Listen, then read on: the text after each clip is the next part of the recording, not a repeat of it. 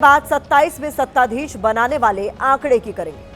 अब यूपी का वो आंकड़ा देश के सामने आ गया है जो ये तय करेगा कि 2027 में योगी सत्ता की हैट्रिक लगाएंगे या अखिलेश यादव सरकार बनाएंगे।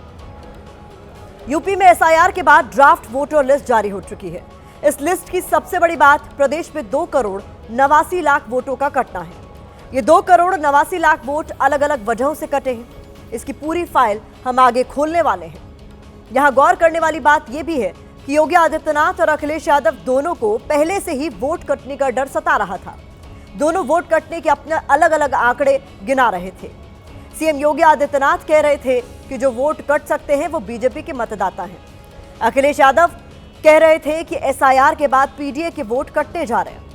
ऐसे में सवाल यहां यह है कि अब किसके कितने वोट कटे हैं और किसके कितने वोट बचे।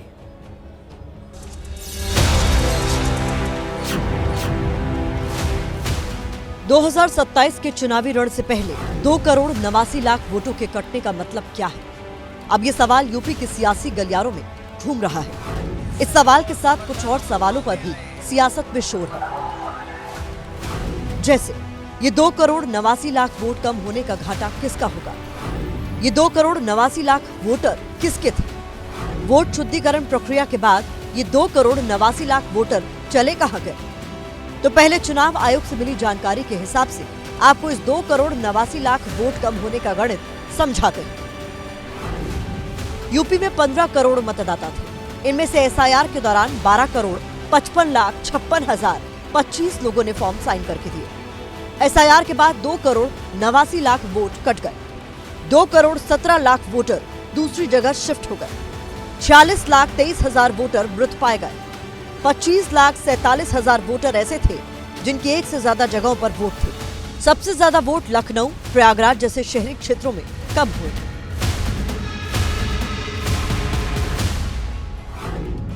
हमारा 27 अक्टूबर 2025 से विशेष प्रगाढ़ पुनरीक्षण उत्तर प्रदेश में प्रारंभ हुआ और गणना चरण फिर 11 दिसंबर की बजाय 26 दिसंबर तक हमारा चला। सो कुल मिलाकर जो अनकलेक्टेबल था, जिनका नाम ड्राफ्ट वोटर लिस्ट में नहीं आया, वो 2.89 करोड़ या 18.70% 18.70% है। यूपी की जिन सीटों पर सबसे ज्यादा वोट कटे हैं वो परंपरागत रूप से बीजेपी की मानी जाती हैं।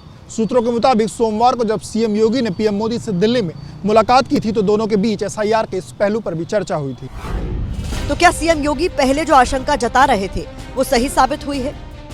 क्या शहरी क्षेत्रों में ज्यादा वोट कटने का मतलब 27 में बीजेपी का घाटा है? हालांकि अखिलेश यादव को भी एसआईआर से पीडीए के वोट कटने का डर था। 1 जनवरी 2026 को जो भी युवा 18 वर्ष का होगा वह मतदाता बनने का हकदार होगा। ये संख्या बढ़नी चाहिए 15 करोड़ 44 लाख से 16 करोड़ तक, लेकिन ये संख्या बढ़ी नहीं है, घटी है। 15 करोड़ 44 लाख से घट करके ये हो गई है 12 करोड़। ये जो 4 करोड़ का गैप है ये मिसिंग है। ये जो एसआईआर की एक्सरसाइज है, ये एसआईआर की एक्सरसाइज वोट जोड़ने के लिए होनी चाहिए, वोट काटने के लिए नहीं होनी चाहिए। यूपी में 3 करोड़ वोट कटने जा रहा है। ड्राफ्ट वोटर लिस्ट के मुताबिक शहरी क्षेत्रों में कटने वाले वोटों की संख्या ज्यादा है। इसकी वजह यह है कि गांव से रोजगार के लिए शहर आए लोगों ने 2 वोटर आईडी कार्ड बनाकर रखे थे। वोट शुद्धिकरण प्रक्रिया के बाद उन्होंने शहर की वोटर लिस्ट में नाम कटवा दिया। अब सवाल यह है कि शहर से गांव में शिफ्ट हुआ ये वोटर आखिर किसका था?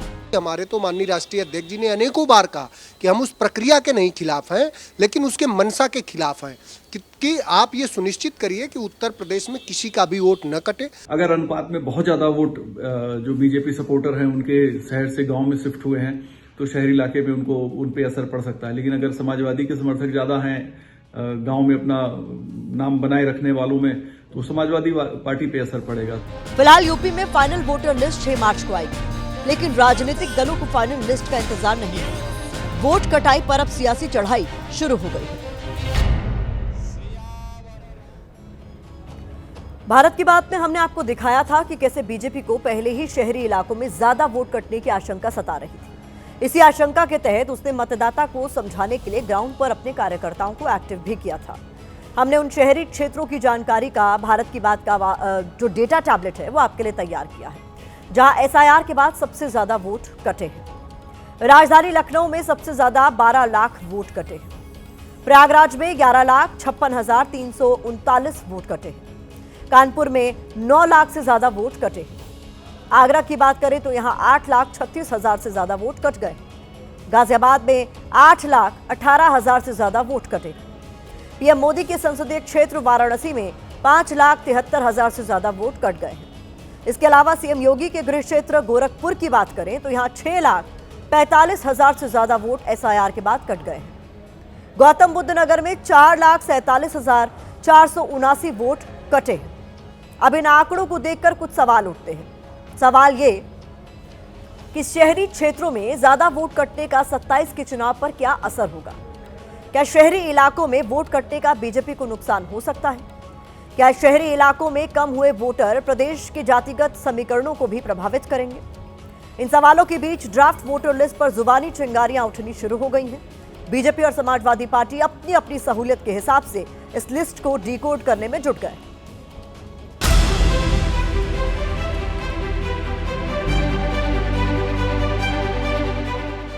फॉर्म 6 भी भरा जाएगा तो समाजवादी पार्टी का एसआईआर पीडीएफ प्रहरी वो सतर्कता से इस पूरी प्रक्रिया में भाग लेगा। भारतीय जनता पार्टी का और चुनाव आयोग के गठबंधन का कोई भी जो पैतरा है वो समाजवादी पार्टी का एसआईआर पीडीएफ प्रहरी वो चलने नहीं देगा। इलेक्शन कमीशन पूरे तरीके से भारतीय जनता पार्टी के इशारों पर काम कर रहा है। कटने वाले वोट्स में ज्यादा तादाद उन वोटों का है जिन पे उम्मीद की जाती है कि ये बीजेपी के खिलाफ वोट देंगे। 2.89 करोड़ 89 करोड़ लोग जो कटे हैं नाम, इसमें निश्चित तौर से ये जांच का विषय है, इसको जांच करानी चाहिए।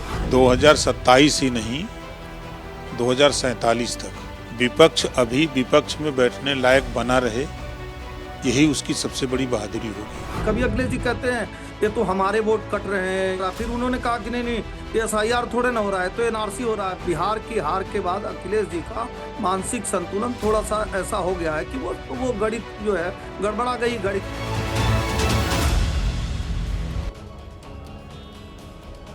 आपको याद होगा जब पहली बार यूपी में वोट कटने वाला आंकड़ा सामने आया था, तब कांग्रेस ने बीजेपी पर 2022 में वोट चोरी करने के आरोप लगाए थे, क्योंकि एसआईआर से पहले यूपी में 15 करोड़ 44 लाख वोटर थे। यानी 2024 के लोकसभा चुनाव के वक्त यूपी में 15 करोड़ वोटर्स थे।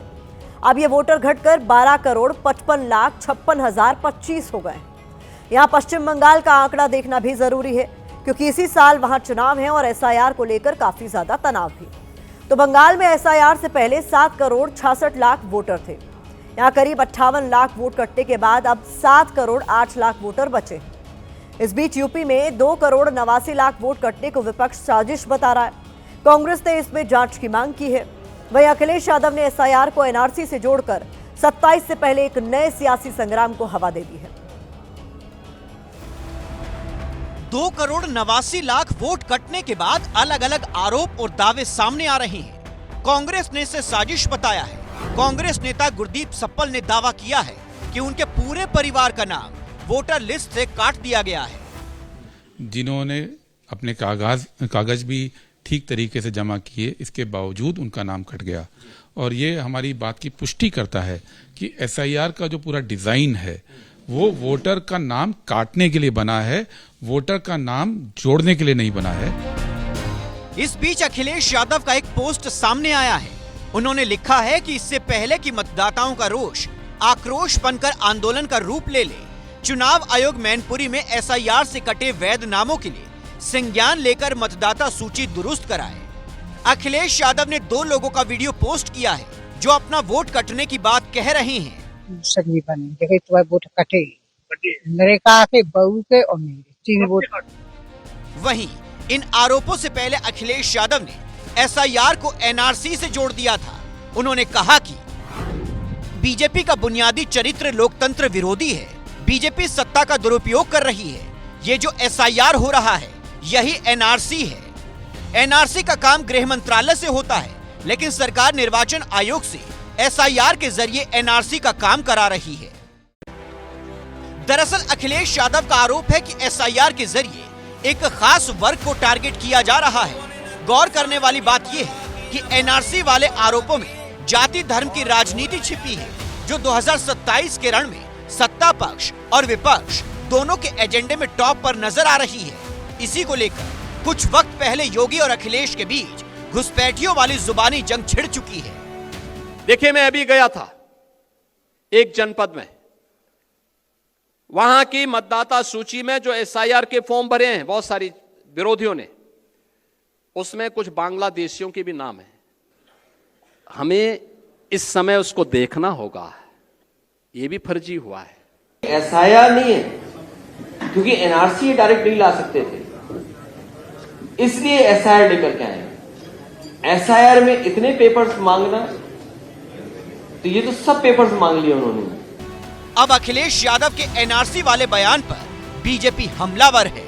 अखिलेश जी लगातार वो बात करते हैं जो तथ्यहीन होती है, जिसमें कोई सच्चाई नहीं, बेबुनियाद होती है, और कंट्राडक्टरी बात करते हैं। देश का अल्पसंख्यक समाज तरक्की और तालीम की तरफ आगे बढ़ रहा है, रोजगार की तरफ आगे बढ़ रहा है, और ऐसी जो बातें हैं, ऐसे बयान हैं, इससे देश के आम जनमानस को, खासतौर पे माइनॉरिटीज को कोई फर्क पड़ने वाला नहीं।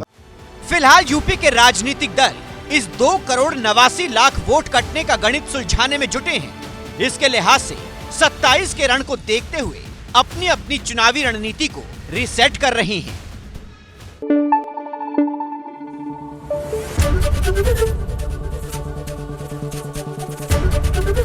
एबीपी न्यूज आपको रखे आगे।